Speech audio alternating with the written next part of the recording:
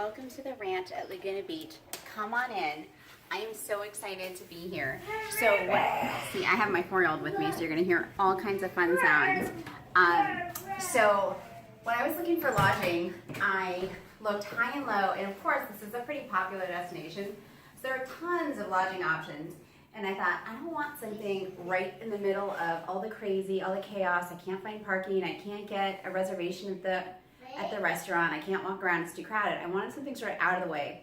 And I was so excited that I stumbled upon this place. So this is the ranch at Laguna Beach.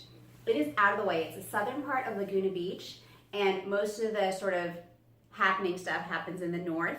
And then it's a little bit inland, not on the ocean side of the PCH, which is really nice. And what's special about this place is it's actually one of National Geographic's unique lodges of the world. That's special because most of the Nat Geo Unique Lodges are in places that are very remote, hard to get to. You're boating in, you're helicoptering in. You can't just drive up and park, but this one you can. But it's really nice to have a unique lodge in the middle of all this sort of urban beach.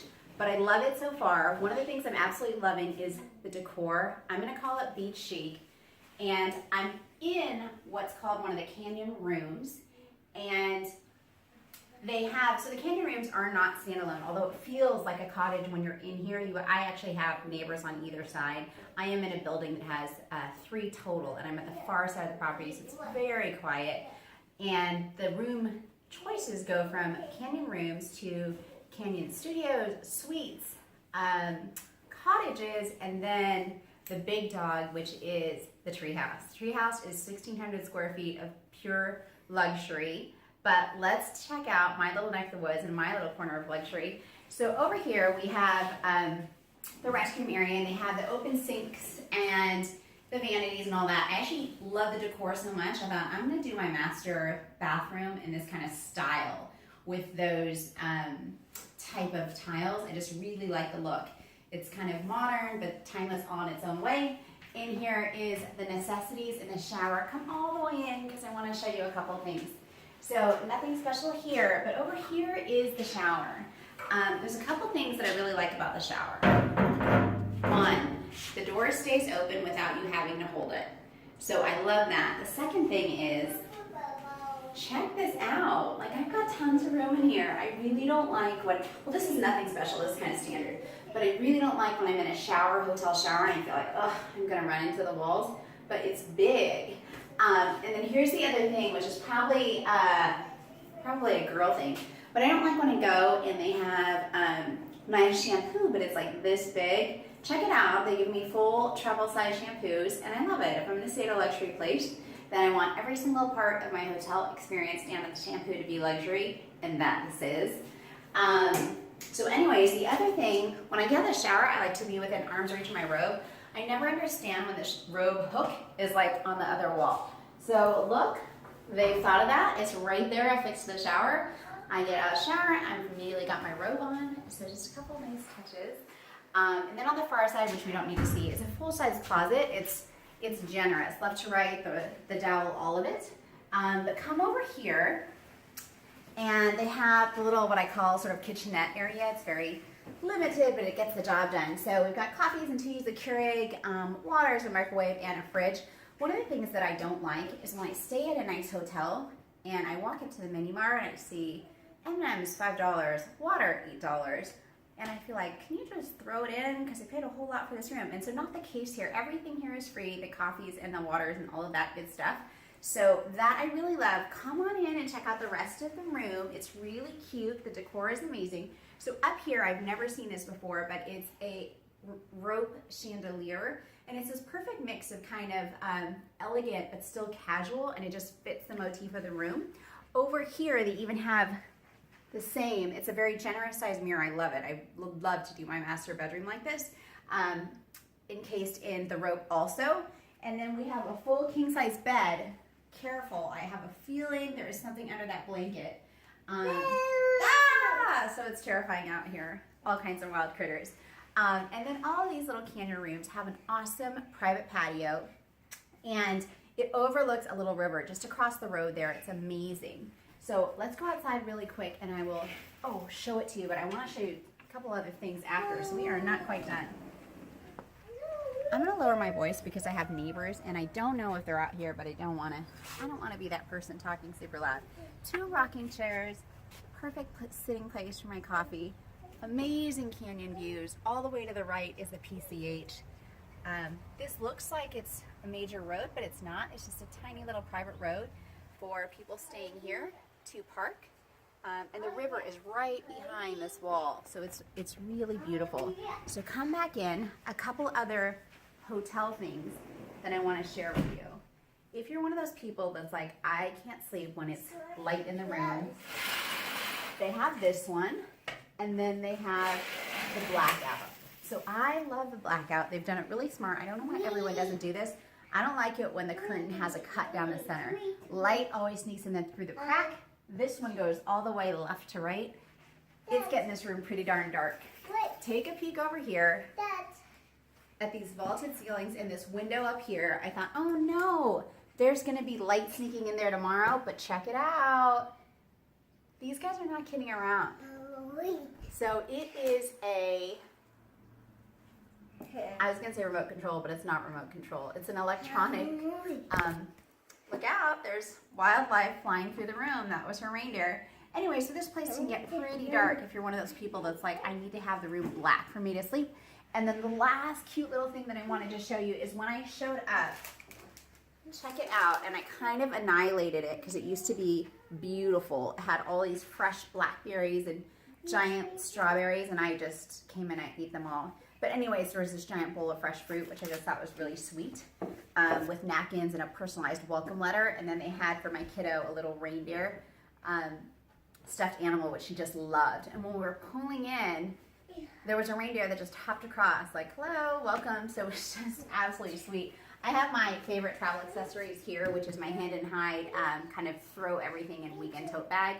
And this isn't just a weekend trip for me, so I have to do a little bit of work. So I brought also my work bag, which is from Moose Leather. I have reviews on both of those if you're interested.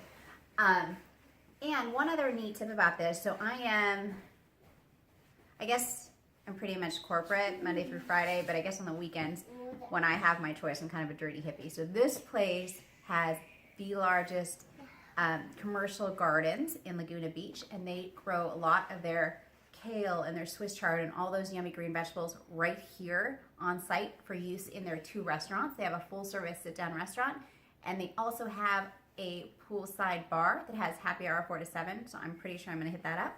But I just love that if you're interested in farm to table. I thought that was a really sweet little tidbit about this place. This is the Canyon at Laguna Beach. Thank you so much for watching.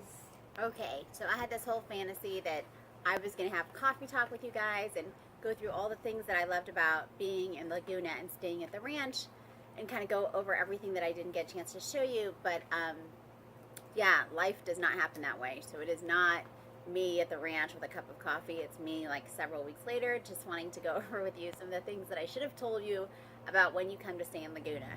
So the first thing is, one of the primary reasons that I stayed in Laguna was to go to the Pageant of the Masters. It's the Pageant of the Masters / the Festival of the Arts.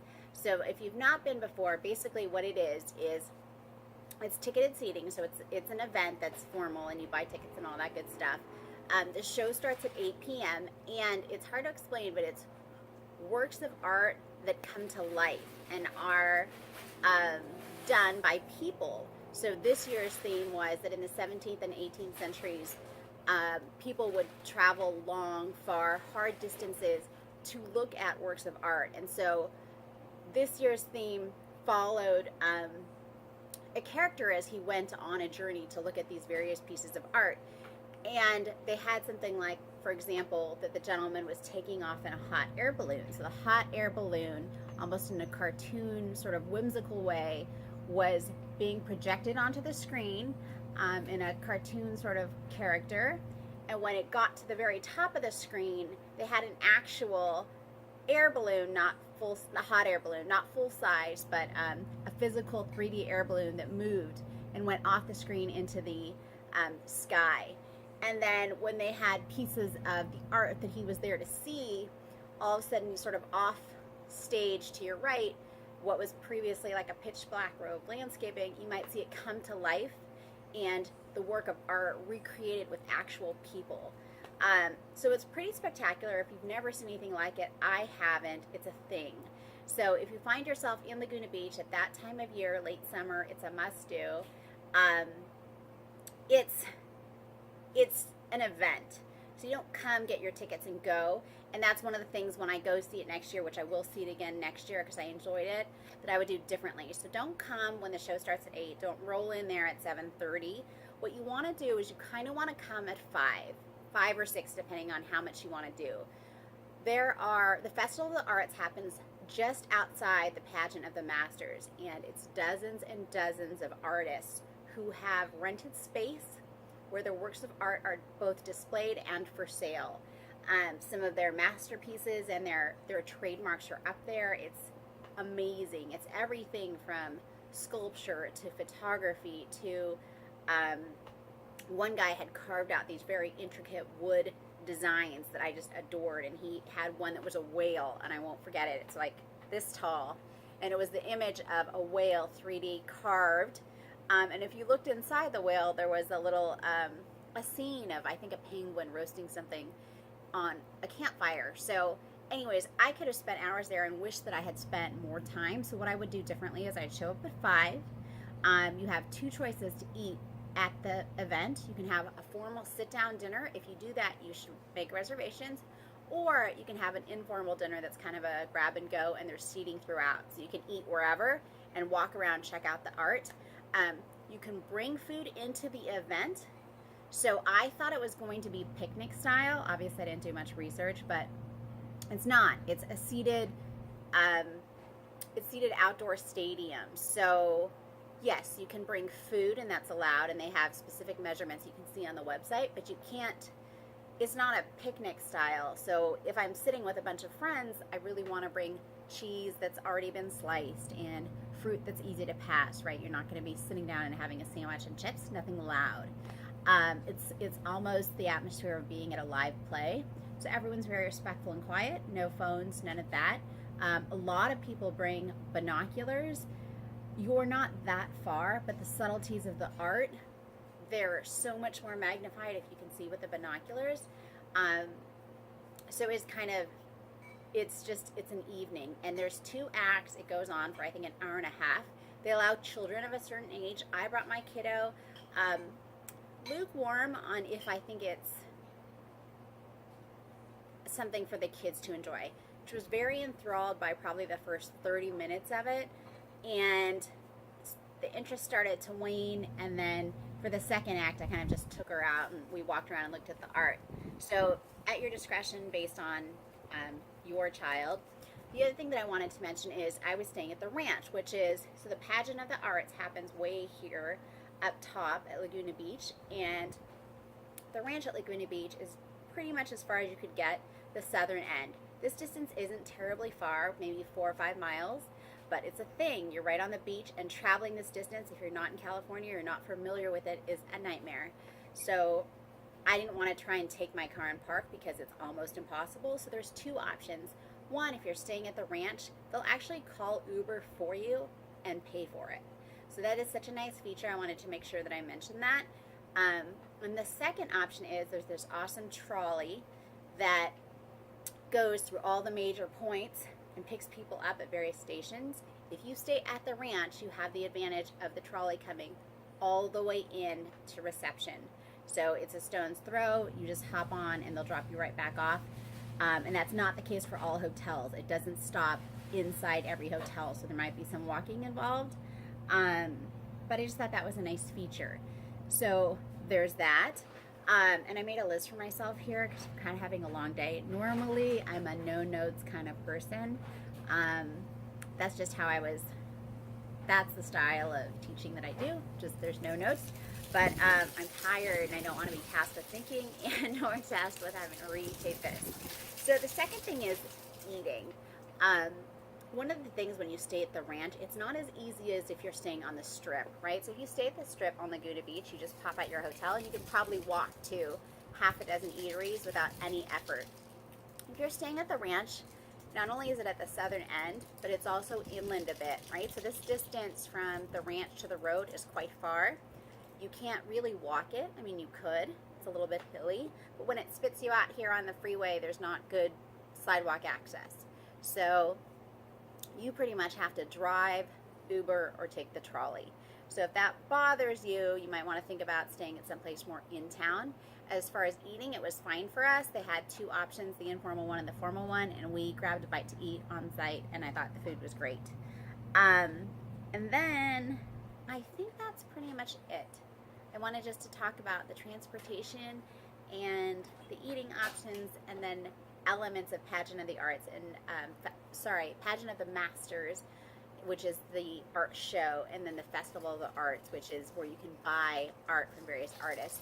So that's it. That's my rundown of my stay at the ranch at Laguna Beach and my overview of Pageant of the Masters, which is it's the thing for Laguna Beach. If you ever find yourself down here, I think it's a must do.